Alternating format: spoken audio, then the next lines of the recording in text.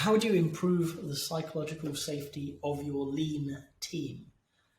Yeah. So psychological safety is the ability for anybody within the team to know that they can speak up, that they can say things without fear or favor, so they can point out problems as they arise, that they can offer potential solutions maybe. They can be a part of any conversation and not be worried that it's going to be misinterpreted or it's going to be used against them later. Okay. Now, the lean team side of it, okay, doesn't really matter. I'll be honest. The way your team is working, its ways of working, the methods, the approaches, the tools that it's deploying aren't really as important in terms of psychological safety as the fact that they're a team. Okay. So the fact that you're working in a lean style isn't going to affect how you create safety within your team.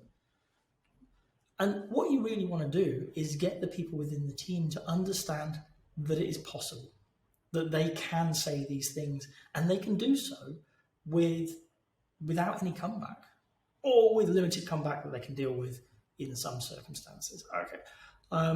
So what you are going to do as a Scrum Master, as a coach, as a leader, I hope, is create an environment where they know that to be true. Not where you've told them that it's true, but where they know in their bones.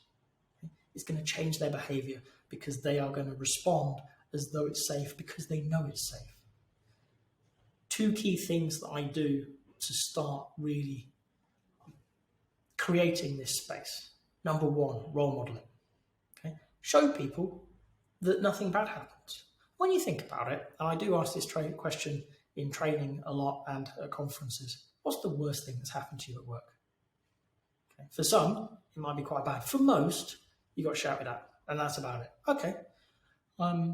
So that's the worst that's going to happen. So what I want you to do is start role modeling safety. Start fake it till you make it. Let's be honest, that's what we're talking about. So you are going to step up and say things that might be controversial, that might attract a defensive or an aggressive response from other people in the team.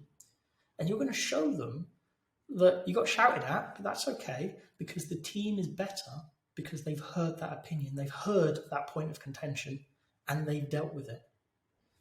So you're going to do that.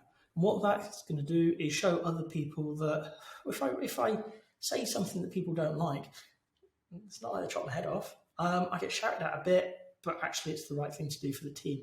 And because we're also facilitators, because we're there to manage the conflict within the team, of course, we're going to help them work through it and help the team have that conversation, steering it away from the conflict, from the destructive to a more constructive conversation about the problem that was raised, the point that was raised, and how we can use that, how we can integrate it into ourselves as a team to be better. So for me, very often I am looking to the Scrum Masters, to the coaches within a team and the leaders within a team to start pretending it's safe. Start acting as though it is, because very often it is safe enough.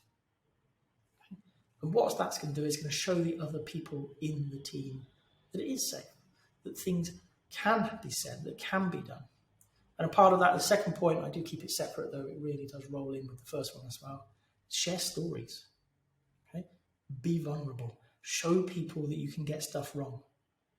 So when you do get things wrong, tell them. Okay? One of my favorite leaders to work with, he was brand new to the organization, new chief exec. His first all-hands meeting, he got the whole team together. There was about 100 people in the company, and he stood up in front of them all, a lovely cafeteria area, and he stood up on a chair because it wasn't that posh a place. And the first thing he did was he told stories about how he'd got stuff wrong. He actively went out of his way to explain to people that he was human, he got things wrong, and it didn't matter. It was humorous, he was a very good speaker. But day one, he pointed out he got things wrong. Okay? He showed vulnerability. And because he did that, he made it clear it was okay to get things wrong. It's okay to not be perfect. Okay? So we want to do the same thing. We want to share the vulnerability. We want to talk about us getting things wrong. Because again, what's the worst going to happen? You might get shouted at. You're probably not going to get sacked because you got something wrong, unless it's truly horrific. Okay? but I thought this was going to happen. It didn't work out that way. As Scrum Masters, we're constantly experimenting with how people work. What's the impact of the different things? It's not all going to go well.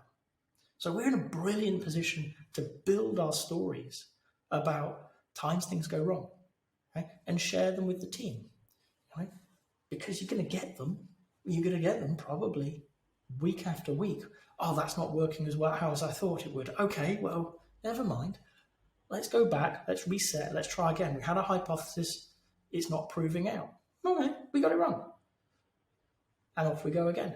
Make it so that that's normal, that people are willing to share it. And what will happen is, particularly the more confident, will begin to share the problems that they encounter, where they get things wrong.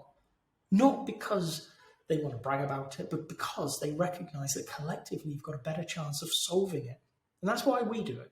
Right? If I decide that we're going to make a change, and it does occasionally happen where I decide rather than the team decides, and I get it wrong, you know what? Actually standing up and saying, I thought this would help us be a better team. I thought this would make you happier or more satisfied in your role, and it just looks like it's not working. So I'm sorry.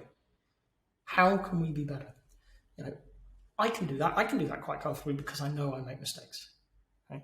And most of the people I work with, if they don't know on day one, are going to know by about day 10 that I make mistakes, because I will make some, and I will say sorry for them, and I will show that vulnerability, not only because it helps us grow and as a team become better, but because it demonstrates that we're all going to do it and it's okay, and we can move through it and we can move forwards.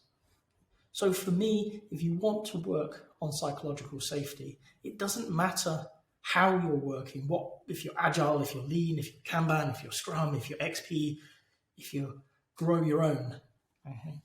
Psychological safety is about the people, about creating a space where everybody feels that they can speak, that they can be open and honest, that they can say things and not have personal attacks come from it. The idea might be picked up, it might be challenged, okay, it might be thrown out, but they are going to be okay.